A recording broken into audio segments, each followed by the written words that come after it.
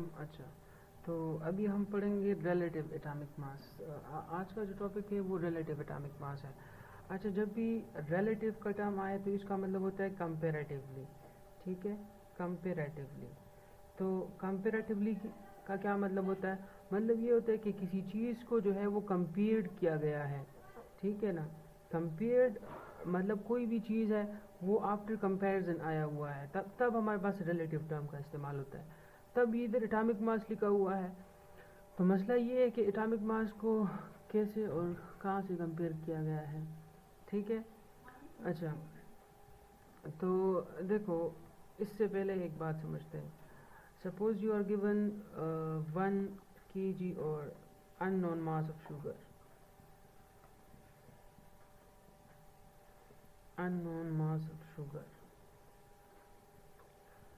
अच्छा, इस अननोन मास का क्या मतलब है? इसका ये मतलब है कि एक तेले में आपको सपोज शुगर दिया गया है, शुगर, चीनी जो है, सक्रोज होता है बेसिकली। और आपको क्या कहा गया है? You are asked to find out the mass of this sugar, the mass of sugar.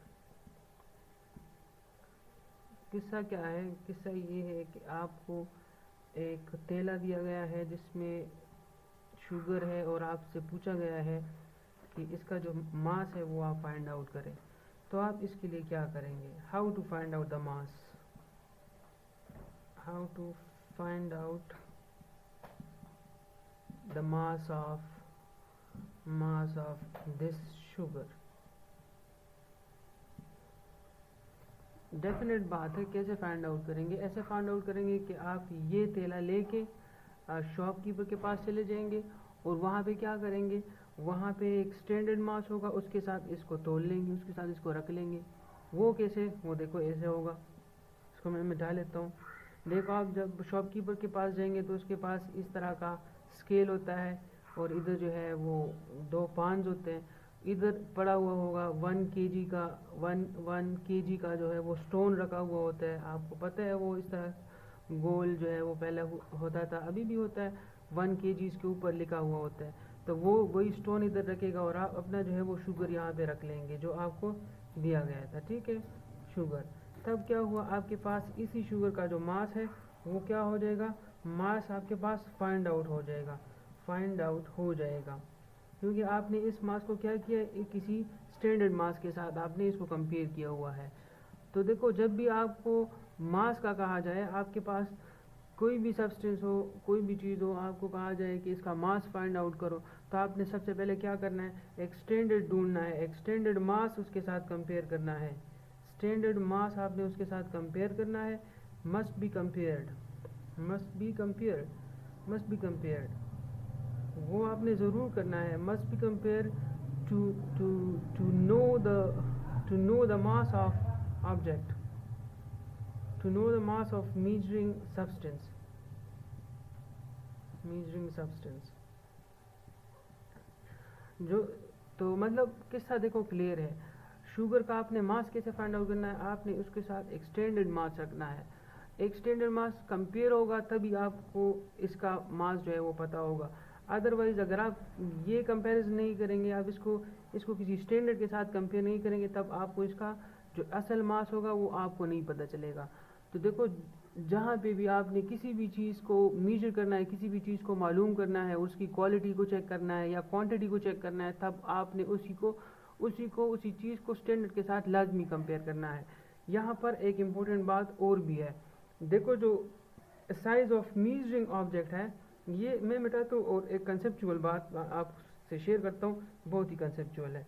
देखो, जो साइज ऑफ मेजरिंग सब्सटेंस होगा ना, साइज ऑफ मेजरिंग सब्सटेंस मतलब जिस तरह आप अभी शुगर मेजर कर रहे थे, साइज ऑफ मेजरिंग सब्सटेंस है वो जो है वो आप रिलेट करेंगे to the size of standard.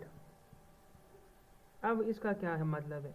इसका ये मतलब है कि जितना आपके पास उस सब्सटेंस का या उस चीज़ का जितना साइज़ बड़ा होगा, उतना आपने उसके साथ बड़ा स्टैंडर्ड रखना है। वो कैसे? देखो, मैंने आपको सपोज इतना सा वो दिया था, 1 kg का तकरीबन वो होता या होगा जो है हमारे पास शुगर। मैंने आपको सिर्फ इतना ही शुगर दिया था, तो आपने क्या किया, आपने उसके साथ 1 kg का जो है वो स्टोन रख दिया था। अब देखो मैंने आपको एक बोरी दी है, सपोज एक बहुत बड़ी बोरी दी है चीनी की, शुगर। तो क्या हुआ, आपके पास जो साइज़ है किसका, साइज ऑफ मीजरिंग सब्सटेंस का, साइज ऑफ मीजरिंग सब्सटेंस का क्या हुआ है, सब्सटेंस का वो बढ़ गया है। तब आपने 1 kg का स्टोन इसके सामने रख देना है, नहीं 1 kg का स्टोन रखोगे तो पता नहीं क्या होगा, ये स्टोन ऊपर जाएगा, फिर ये इंतहाई नीचे जाएगा। ये कंसेप्चुअल बात है ही नहीं। आपने इसके साथ, चूंकि आपके साथ साइज ऑफ मीजरिंग सब्सटेंस बड़ा हो गया, तब आपने स्टैंडर्ड को भी छोटा नहीं करना, आपने स्टैंडर्ड को भी बड़ा रखना है। तब आपने क्या करना है, आपने तकरीबन 20 kg का जो स्टोन होगा ना वही आपने रखना है, या 40 kg का जो स्टोन होगा वही आपने रखना है। तो जिस तरह आपके पास साइज ऑफ मीजरिंग सब्सटेंस जितना बड़ा होगा उतना बड़ा आप स्टैंडर्ड यूज़ करेंगे, जितना आपके पास मास छोटा होगा उतना आपने छोटा स्टैंडर्ड यूज़ करना है। देखो मैंने ये एक साइज ऑफ मीजरिंग ऑब्जेक्ट मैंने बढ़ा लिया है, तो आपको खुद पता चला कि साइज ऑफ स्टैंडर्ड भी बढ़ना चाहिए, ठीक है। अब देखो मैं साइज़ को कम करता हूँ, देखो साइज़ यहाँ पे जितना बड़ा होगा तो इधर भी साइज़ जो है वो उतना बड़ा होगा स्टैंडर्ड के लिए। देखो मैं क्या करता हूँ, अब गोल्ड को तोलता हूँ, सपोज मेरे पास गोल्ड है, मैं आपको कहता हूँ कि गोल्ड को तोलो, तो क्या आपको मैं गोल्ड देता हूँ, तो क्या आपने गोल्ड के साथ 1 kg का स्टोन ही रखना है, नहीं 1 kg का आप स्टोन रखोगे तो ये गलत होगा। 1 kg के साथ आप गोल्ड को कंपेयर नहीं कर सकते, क्योंकि गोल्ड का साइज़ बहुत कम होता है, वो हम बहुत कम क्वांटिटी में रखते हैं। देखो एक तोला जो होता है ना, एक तोला सोना होता है वो 12 ग्राम होता है, 12 ग्राम होता है। तो 12 ग्राम के साथ आपने यूनिट कौन सा लगाना है, आपने कौन सा स्टैंडर्ड यूज़ करना है, आपने यहाँ पे 1 ग्राम का जो स्टोन होगा ना, 1 ग्राम कितना छोटा होता है, इतना आपने छोटा सा वो रख देना है। स्टैंडर्ड मास आपने 1 ग्राम का ही लेना है, क्योंकि आपके पास अभी जो चीज़ है वो बहुत छोटी है। तो अगर चीज़ आपके पास अगर आपके पास साइज़ जो है वो कम हो रहे हैं तो आपने स्टैंडर्ड का साइज़ भी कम ही रखना है, ठीक है। देखो जिस तरह हम क्या करते हैं, मैं अपने आप को धुलता हूँ, ठीक है, तो मैं सपोज अच्छा हाँ, तो मैं अगर अपने आप को तोलूँगा और इसी में तोलूँगा तो मैं 50 kg होऊंगा तकरीबन, या 80 kg। तो मेरे पास जो स्टैंडर्ड मास होगा ना मेरे मुकाबले में वो भी थोड़ा सा बड़ा होगा। सपोज वो आप 10 kg का स्टोन ही ले लें, डेफिनेट बात है मेरा साइज़ बड़ा है, तो आप मेरे स्टैंडर्ड के साथ, सपोज ये मैं हूँ और ये मेरा स्टैंडर्ड है, तो आपने मेरे साथ 1 ग्राम का स्टोन तो नहीं रखना ना, 1 ग्राम स्टोन आप मेरे साथ नहीं रख सकते, क्योंकि मेरा साइज़ जो है वो बहुत बड़ा है। आप क्या करेंगी, जितना मीजरिंग सब्सटेंस का साइज़ बड़ा होगा उतना आपके पास यूनिट ही बड़ा होगा, समझ रहे हो बात। हाँ, तो यहाँ पे आपने क्या करना है, यहाँ पे आपने 10 kg का स्टोन रखना है या 50 kg का स्टोन रखना है, या मतलब वो ज़्यादा रखना है, क्योंकि आप देखो मीजरिंग साइज़ जो है वो ज़्यादा हो रहा है, तो आपने स्टैंडर्ड को भी ज़्यादा लेना है। अगर आपके पास साइज़ कम हो रहा है तो आपने क्या करना है, आपने जो स्टैंडर्ड है उसका मास भी आपने कम ही रखना है। तो देखो मैं ये जो लॉजिकल बात है ये इस वजह से आपको करा रहा हूँ ना, क्योंकि देखिए हमने क्या करना है, देखो मैं सब्सटेंस को, मैंने आपको कहा मैं गोल्ड को तोल रहा हूँ, गोल्ड की अमाउंट बहुत छोटी होती है। तो यहाँ पे जब स्टैंडर्ड होगा ना, तो स्टैंडर्ड क्या होगा, 1 ग्राम का जो है वो स्टोन होता है वो लोग यूज़ करते हैं, ठीक है। तो वही होगा जो स्टैंडर्ड होता है, स्टैंडर्ड। अब देखो ये तो मैं गोल्ड को तोलने के लिए 1 ग्राम का यूज़ कर रहा हूँ, क्योंकि गोल्ड बहुत कम होता है, मीजरिंग साइज़ उसका बहुत कम होता है, थोड़ा सा हम गोल्ड यूज़ करते हैं, तो इस वजह से मैंने यूनिट भी छोटा रखा हुआ है, स्टैंडर्ड भी मैंने छोटा रखा हुआ है। अगर मैं आपको कहता हूँ कि कोई एटम है, और सपोज आपको कहता हूँ क्लोरीन एटम है या जो भी एटम है, अब देखो कार्बन का चलो मैं नहीं लेता हूँ, उसका ले लेता हूँ सोडियम का।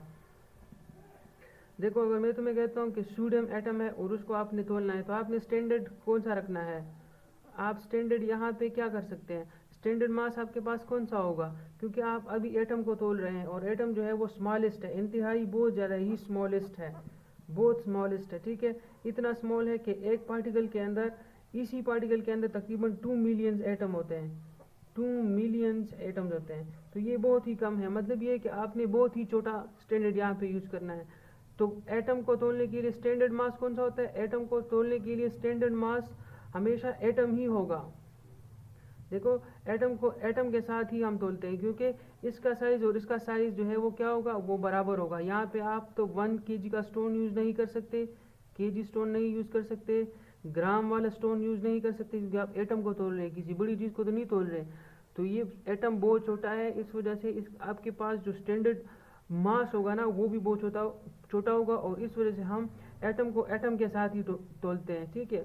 और आपके पास जो स्टैंडर्ड मास होता है ना वो कार्बन 12 होता है। कार्बन 12 को हम as a standard mass use करते हैं, as a standard mass use करते हैं जब हम क्या करते हैं, when we find out the mass of other atom, when we find out the mass of other atoms। तो आपको अब पता चला होगा कि कार्बन 12 को हम एज अ स्टैंडर्ड यूज करते हैं जब हम एटम्स की